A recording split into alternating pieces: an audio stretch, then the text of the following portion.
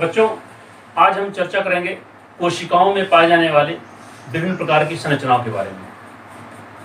कोशिका में पाए जाने वाली तमाम रचनाओं के अध्ययन से संबंधित जो शाखा है वो कहलाती है कोशिका विज्ञान। और हम पहले ही चर्चा कर चुके हैं कि कोशिका विज्ञान के जनक कौन थे। जी हाँ, Robert Hooke, the father of psychology Robert Hooke, क्योंकि सर्वप्रथम कोशिका उन्होंने ही देखी थी। कोशिका के विभिन्न भागों की चर्चा करने में सबसे पहले हम अध्ययन करेंगे प्लाज्मा कला या प्लाज्मा मेम्ब्रेन या सेल मेम्ब्रेन या कोशिका कला। कोशिका कला प्रोकैरियोटिक और यूकैरियोटिक सभी प्रकार की कोशिकाओं में कोशिका द्रव के चारों ओर पाई जाने वाली दोहरी कला का आवरण कोशिका कला या सेल मेम्ब्रेन कहलाती है। यह मुख्य रूप से लिपिड और प्रोटीन की बनी होती है, इसलिए इसे लिपोप्रोटीनियस मेम्ब्रेन भी कहते हैं, परंतु इसमें कार्बोहाइड्रेट की लगभग 5% मात्रा भी पाई जाती है। बच्चों, प्लाज्मा मेम्ब्रेन या सेल मेम्ब्रेन दो प्रकार की होती है, बाह्य कोशिका और अंतः कोशिका। एक्सटर्नल सेल मेम्ब्रेन और इंटरनल सेल मेम्ब्रेन। कोशिका द्रव या साइटोप्लाज्म के चारों ओर पाए जाने वाली जो दोहरी कला होती है उसे हम कहते हैं बाह्य कोशिका। जबकि कोशिका के अंदर पाए जाने वाली जो विभिन्न रचनाएं हैं, mitochondria, Golgi body, endoplasmic reticulum, विभिन्न रचनाओं के चारों ओर भी दोहरी कला का आवरण पाया जाता है, वह भी प्लाज्मा मेम्ब्रेन की ही रचना होती है, जिसे हम कहते हैं इंटरनल सेल मेम्ब्रेन। अंतः कोशिका और रासायनिक संयोजन, कार्य, संरचना सभी कुछ समान होती है, अतः ये भी लिपोप्रोटीनियस होती है। क्योंकि कोशिका द्रव के चारों ओर, कोशिका की विभिन्न संरचनाओं के चारों ओर, सभी रचनाओं के चारों ओर पाई जाने वाली जो मूल रचना है, जो आवरण है, वो समान है, इसलिए सेल मेम्ब्रेन को हम यूनिट कला भी कहते हैं। सेल मेम्ब्रेन या प्लाज्मा मेम्ब्रेन में सूक्ष्म छिद्र पाए जाते हैं, जिनकी सहायता से कोशिका द्रव तथा कोशिका के बाहर पाए जाने वाले बाह्य तरल द्रव के बीच में विभिन्न पदार्थों का आदान प्रदान, विनिमय होता है और रासायनिक संतुलन की स्थापना की जाती है। कुछ एक कोशिकीय जीवों में, जैसे कि अमीबा, उनमें पाई जाने वाली प्लाज्मा कला चिपचिपी और सूक्ष्मांकुर युक्त होती है, जो किसी स्थान से दृढ़तापूर्वक चिपकने में सहायता करती है। बच्चों, जंतु कोशिकाओं में प्लाज्मा कला सबसे बाहरी आवरण की भांति कार्य करती है, जबकि पादप कोशिकाओं में प्लाज्मा कला कोशिका भित्ति के अंदर होती है, अर्थात कोशिका द्रव के चारों ओर प्लाज्मा कला और प्लाज्मा कला के बाहर की ओर कोशिका भित्ति। तो हम ये जान चुके हैं कि जंतु कोशिकाओं में प्लाज्मा कला या सेल मेम्ब्रेन सबसे बाहरी कला होती है, बाहरी आवरण होती है, जबकि पादप कोशिकाओं में इस प्लाज्मा मेम्ब्रेन के चारों ओर भी कोशिका भित्ति का आवरण पाया जाता है। प्लाज्मा कला के कार्य। प्लाज्मा कला का सर्वप्रथम जो महत्वपूर्ण कार्य है वह यह है कि कोशिका के अंदर पाए जाने वाले विभिन्न कोशिकांगों के चारों ओर, कोशिका द्रव के चारों ओर एक रक्षात्मक आवरण बनाना, जो बाह्य वातावरण से अंतः वातावरण को पृथक करता है, पहला कार्य। दूसरा कार्य यह है कोशिका के बाहर होने वाले वातावरणीय परिवर्तन के प्रतिकूल प्रभाव से अंतरांगों की सुरक्षा करना। अगला कार्य यह है कि कोशिका कला या सेल मेम्ब्रेन के सूक्ष्म छिद्रों की सहायता से बाह्य पदार्थ और अंतः द्रव के बीच विभिन्न पदार्थों का विनिमय और रासायनिक संतुलन स्थापित करना। कोशिका कला या सेल मेम्ब्रेन विसरण कार्य द्वारा या विसरण क्रिया द्वारा गैसीय विनिमय का भी नियंत्रण करती है, जो कि मुख्य रूप से श्वसन क्रिया के दौरान कार्बन डाइऑक्साइड और ऑक्सीजन के विसरण में सहायक होती है। सेल मेम्ब्रेन परासरण नियंत्रण का भी कार्य करती है और इस कार्य के द्वारा मुख्य रूप से एक कोशिकीय जीवों में उनके जीवन की सुरक्षा तथा विभिन्न प्रकार के पदार्थों का संतुलन भी होता है। कोशिका कला का अगला कार्य है एक कोशिकीय जीवों जैसे अमीबा आदि में यह कोशिकीय उपापचय क्रिया के फलस्वरूप उत्पन्न उत्सर्जी एवं हानिकारक पदार्थों को, अपशिष्ट पदार्थों को बाहर निकालने का कार्य करती है। अमीबा में प्लाज्मा कला सूडोपोडिया अथवा कूटपाद निर्माण का भी कार्य करती है, जिसकी सहायता से अमीबा गमन करता है और खाद्य पदार्थों को ग्रहण भी करता है। इस प्रकार प्लाज्मा कला के विभिन्न कार्य होते हैं। जंतु कोशिकाओं में प्लाज्मा कला की सहायता से सोडियम पोटेशियम पंप नामक एक प्रक्रिया होती है, जिसके द्वारा रासायनिक साम्य की स्थापना की जाती है। यह हम लोग आगे की कक्षा में विस्तार पूर्वक अध्ययन करेंगे।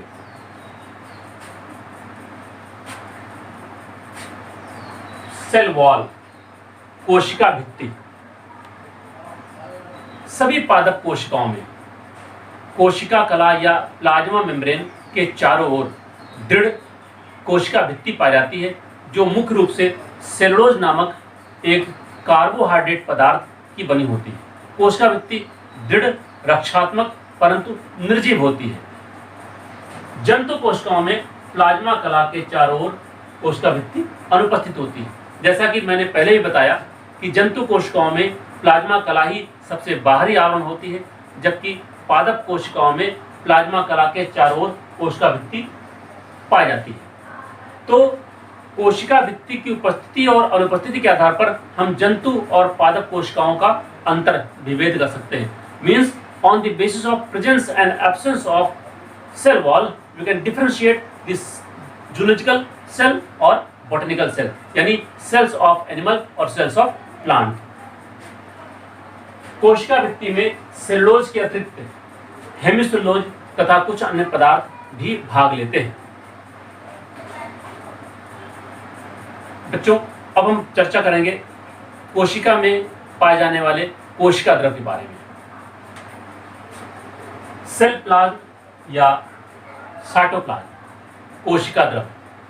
कोशिका में पाए जाने वाला तरल, गाढ़ा, चिपचिपा, कलिलीय विलयन कोशिका द्रव कहलाता है, जिसे हम साइटोप्लाज्म कहते हैं। इसमें विभिन्न प्रकार के अवयव पाए जाते हैं।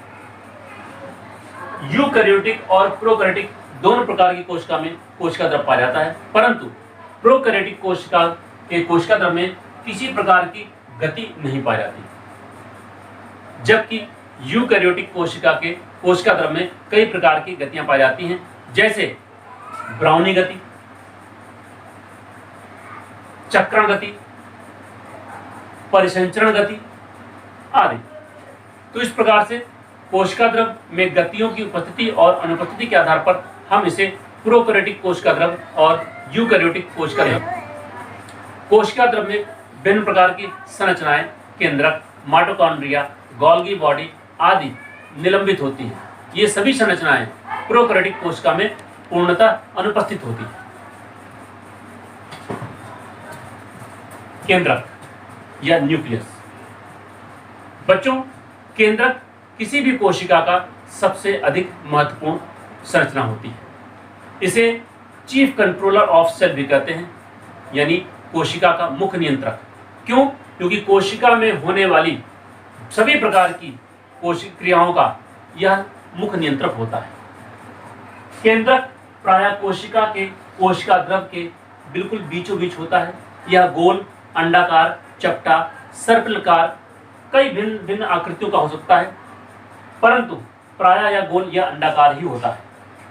यह कोशिका द्रव के मध्य में पाए जाने के अतिरिक्त कभी कभी कोशिका के परिधीय भाग में होता है, बीच वाले अंतर्वेशी भाग में भी हो सकता है। केंद्रक की खोज सर्वप्रथम रॉबर्ट ब्राउन नामक वैज्ञानिक ने 1831 में की। केंद्रक की संख्या प्रायः सभी कोशिका में एक ही होती है। मैंने पहले ही बताया था कि प्रोकैरियोटिक कोशिका में वास्तविक केंद्रक या सत्य केंद्रक नहीं होता, जबकि यूकैरियोटिक कोशिका में वास्तविक केंद्रक या ट्रू न्यूक्लियस पाया जाता है। क्या अंतर है? मैंने पहले भी बताया, मैं फिर से रिपीट कर दे रहा हूं। अंतर यह है कि जब केंद्रक के चारों ओर केंद्रक भित्ति पाई जाती है, केंद्रिका पाई जाती है और विशेष प्रकार का हिस्टोन नामक प्रोटीन पाया जाता है, तो वह केंद्रक सत्य केंद्रक या ट्रू न्यूक्लियस कहलाता है, जो केवल यूकैरियोटिक कोशिका में पाया जाता है। प्रोकैरियोटिक कोशिका में ऐसी कोई भी रचना नहीं पाई जाती, इसलिए उसे हम प्रिमिटिव न्यूक्लियस कहते हैं। केंद्रक की संख्या प्रत्येक कोशिका में प्रायः एक ही होती है, तो कोशिका को हम कहते हैं एक केंद्र की है। लेकिन कुछ कोशिकाएं ऐसी भी हैं जिनमें केंद्रकों की संख्या 2, 3 अथवा कई हो सकती है, तब हम कोशिका को द्विकेंद्र की, त्रिकेंद्र की अथवा बहुकेंद्र की कहते हैं। इलेक्ट्रॉन सूक्ष्मदर्शी की सहायता से किए गए अध्ययन के आधार पर देखा जाए तो केंद्रक में कुल 4 अंग होते हैं। सबसे पहला भाग केंद्रक के चारों ओर ये केंद्रक कला, यह फिर वही प्लाज्मा कला है।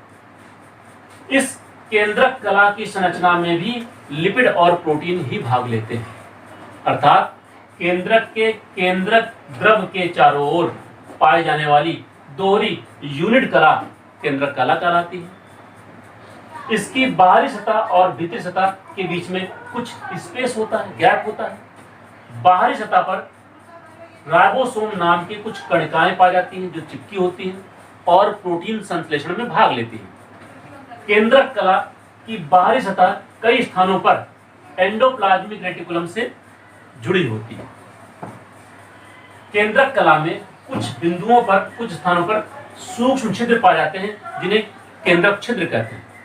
इन छिद्रों की सहायता से केंद्रक द्रव तथा बाहर की ओर कोशिका द्रव के बीच विभिन्न पदार्थों का लेन देन, विनिमय तथा रासायनिक संतुलन स्थापन किया जाता है। दूसरी संरचना या दूसरा भाग केंद्रक द्रव। केंद्रक कला के द्वारा घिरा हुआ जीव द्रव्य का अंश केंद्रक द्रव्य कहलाता है या न्यूक्लियोप्लाज्म कहलाता है। इसमें अनेकों पतले पतले धागों का बना घना जाल पाया जाता है जिसे क्रोमेटिन जाल कहते हैं। केंद्रिका नामक रचना पाई जाती है। राइबोसोम कण, डीएनए, आरएनए, विभिन्न प्रकार के प्रोटीन आदि पाए जाते हैं। तीसरी संरचना है केंद्रिका। प्रत्येक केंद्रक के केंद्र द्रव में पाए जाने वाली गोल अंडाकार गहरे रंग की संरचना केंद्रिका कहलाती है। प्रायः एक केंद्रक में एक ही केंद्रिका होती है, लेकिन कुछ अपवाद स्वरूप प्याज की कुछ कोशिकाओं के केंद्रक में 4 केंद्रिकाओं की उपस्थिति देखी गई है। केंद्रिका में भी डीएनए, आरएनए, राइबोसोम के कण, विभिन्न प्रकार के प्रोटीन आदि पाए जाते हैं। केंद्रक का चौथा और अंतिम भाग है क्रोमेटिन जाल या क्रोमेटिन रेटिकुलम। बच्चों, केंद्रक के केंद्र द्रव में अगर हम देखें तो पतले पतले धागों का बना घना जाल पाया जाता है। इसे कहते हैं क्रोमेटिन जाल या क्रोमेटिन रेटिकुलम तथा प्रत्येक धागे नुमा रचना को हम क्रोमेटिन धागे कहते हैं। यह सामान्य रूप से अस्पष्ट होता है और हमें बिल्कुल साफ साफ सूक्ष्मदर्शी में नहीं दिखाई देता, परंतु कोशिका विभाजन की मेटाफेज प्रावस्था में यह क्रोमेटिन जाल धीरे धीरे खुलने लगता है और इसका प्रत्येक धागा अलग हो जाता है और वो धागे क्या कहलाते हैं?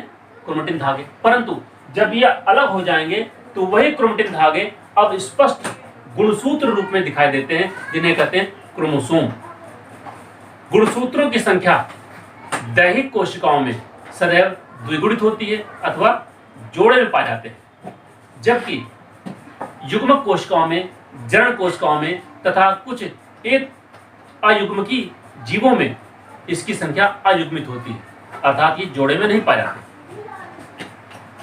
दैहिक कोशिकाओं में पाए जाने वाले द्विगुणित गुणसूत्रों की संख्या जाति विशिष्ट होती है, अर्थात विशेष जाति के जीवों की कोशिकाओं के केंद्रक में द्विगुणित गुणसूत्रों की संख्या बिल्कुल निश्चित होती है। जैसे मनुष्यों की दैहिक कोशिकाओं के केंद्रक में गुणसूत्रों की संख्या 23 जोड़ी अथवा 46 होती है। तो इन गुणसूत्रों की संख्या के आधार पर हम विशेष जाति की पहचान कर सकते हैं। गुणसूत्र लंबे, वी की आकृति, एल की आकृति, यू की आकृति, सर्पिल भिन्न भिन्न आकृतियों में पाए जाते हैं। इनकी आकृति में परिवर्तन भिन्न भिन्न प्रावस्थाओं में देखा जाता है। गुणसूत्र का रासायनिक संयोजन में डीएनए यानी डीऑक्सी रिबो न्यूक्लिक अम्ल, आरएनए यानी रिबोन्यूक्लिक अम्ल, विशेष प्रकार के प्रोटीन आदि भाग लेते हैं। डीएनए और आरएनए न्यूक्लिक अम्ल होते हैं। इसमें डीएनए महत्वपूर्ण आनुवंशिक पदार्थ की भांति कार्य करता है। डीएनए के एक छोटे से खंड को हम जीन्स की संज्ञा देते हैं और जीन्स माता पिता के से संतानों में पैतृक लक्षणों की पीढ़ी दर पीढ़ी वंशागति का नियंत्रण करता है। इसलिए जीन को हम आनुवंशिकता अथवा वंशागति की इकाई भी कहते हैं। डीएनए एक आनुवंशिक पदार्थ है जिसमें भिन्न प्रकार की सूचनाएं कूट के रूप में कोड के फॉर्म में अंकित रहती हैं, जिसकी सहायता से भिन्न भिन्न कार्य होते हैं। आरएनए भी न्यूक्लिक अम्ल है, परंतु आरएनए वायरस के अतिरिक्त सभी जीवों में, प्रोकैरियोटिक हो या यूकैरियोटिक हो, उसमें सभी जीवों में डीएनए ही आनुवंशिक पदार्थ का कार्य करता है। केंद्रक के कार्य, फंक्शन ऑफ न्यूक्लियस। केंद्रक का महत्वपूर्ण कार्य है कोशिका में होने वाले विभिन्न क्रियाकलापों का नियंत्रण। इसलिए केंद्रक को हम चीफ कंट्रोलर ऑफ सेल या कोशिका का प्रमुख नियंत्रक कहते हैं। केंद्रक कोशिका के विभाजन के दौरान स्वयं भी विभाजित होकर महत्वपूर्ण भूमिका निभाता है। केंद्रक में पाए जाने वाले गुणसूत्र जाति विशिष्ट होते हैं और जाति की पहचान तथा वर्गीकरण में महत्वपूर्ण सहयोग करते हैं। केंद्रक के केंद्रक द्रव्य में पाए जाने वाली जो संरचना गुणसूत्र में रूप में होती है, उसमें पाया जाने वाला डीएनए आनुवंशिक पदार्थ का कार्य करता है, जो माता पिता से संतानों में पैतृक लक्षणों की पीढ़ी दर पीढ़ी वंशागति का नियंत्रण करता है। इसके अतिरिक्त शरीर में या कोशिका के अंदर जितनी भी संरचनाएं होती हैं, उन सब संरचनाओं पर नियंत्रण रखना केंद्रक का ही प्रमुख कार्य होता है। केंद्रक की बाहरी दीवार की सतह पर पाए जाने वाले राइबोसोम के जो कण होते हैं, वह भी प्रोटीन संश्लेषण में भाग लेते हैं। इस प्रकार केंद्रक भी प्रोटीन संश्लेषण का एक सहयोगी अंगक माना जाता है। केंद्रक के केंद्रक द्रव्य में डीएनए से डीएनए का निर्माण, डीएनए से आरएनए का निर्माण, ये दोनों क्रियाएं होती हैं। कोशिकांग। कोशिका के कोशिका द्रव्य में पाए जाने वाली विभिन्न संरचनाएं कोशिकांग कहलाती हैं या अंगक कहलाती हैं, सेल ऑर्गेनल कहलाती हैं। इन संरचनाओं का कार्य, इनकी संरचना, इनकी आकृति, इनकी संख्या विशिष्ट होती है और प्रत्येक संरचना के चारों ओर दोहरी यूनिट कला का आवरण पाया जाता है। मैंने पहले ही बताया कि प्लाज्मा कला दो प्रकार की होती है, एक्सटर्नल और इंटरनल, बाह्य तथा आंतरिक। तो यह आंतरिक प्लाज्मा कला का आवरण है जिसे यूनिट कला कहते हैं। इनकी संरचना भी लिपोप्रोटीनियस होती है, जैसा मैंने पहले बताया, लिपिड और प्रोटीन की बनी होती है। और इन सभी अंगकों का कार्य निश्चित होता है। कुछ अंगकों की संख्या भिन्न भिन्न जाति की कोशिकाओं में भिन्न भिन्न प्रवस्थाओं में बदला करती है। सबसे पहले हम अध्ययन करें माइटोकॉन्ड्रिया। माइटोकॉन्ड्रिया सभी यूकैरियोटिक कोशिका में आवश्यक रूप से पाया जाने वाला एक महत्वपूर्ण कोशिकांग है। यह परिपक्व आरबीसी अर्थात लाल उदरीकणिका तथा प्रोकैरियोटिक कोशिकाओं में अनुपस्थित होता है। माइटोकॉन्ड्रिया जूते की आकृति में दिखने वाला एक अंगक है, इसलिए इसे शू शेप्ड सेल ऑर्गेनेल भी कहते हैं। माइटोकॉन्ड्रिया के चारों ओर भी दोहरी यूनिट कला का आवरण पाया जाता है, जैसा मैंने पहले ही बताया। इस आवरण से घिरा हुआ जो अंदर तरल गाढ़ा प्रोटीन युक्त पदार्थ है, उसे कहते हैं माइटोकॉन्ड्रियल मैट्रिक्स। माइटोकॉन्ड्रिया के चारों जो दोहरी कला पाई जाती है, उसमें जो भीतरी कला है वह मैट्रिक्स में धंस कर अनियमित आकृति बना लेती है, जो उंगली के समान अथवा नलिकाकार होती है। इन आकृतियों को क्रिस्टी अथवा ट्यूबली कहते हैं। इन क्रिस्टी या ट्यूबली की सतह पर टेनिस के बैट की भांति विभिन्न संरचनाएं पाई जाती हैं, जिसे ऑक्सीसोम कहते हैं। ऑक्सीसोम की संरचना में तीन भाग होते हैं। बाहरी भाग हेड, सबसे ऊपर का भाग, सबसे नीचे का भाग बेस या आधार, और बीच का भाग वृंत या स्टेम। बेस और आधा वृंत क्रिस्टी में धंसा हुआ होता है, इसलिए हमें स्लाइड में अध्ययन किए जाने पर केवल हेड वाला भाग ही दिखता है।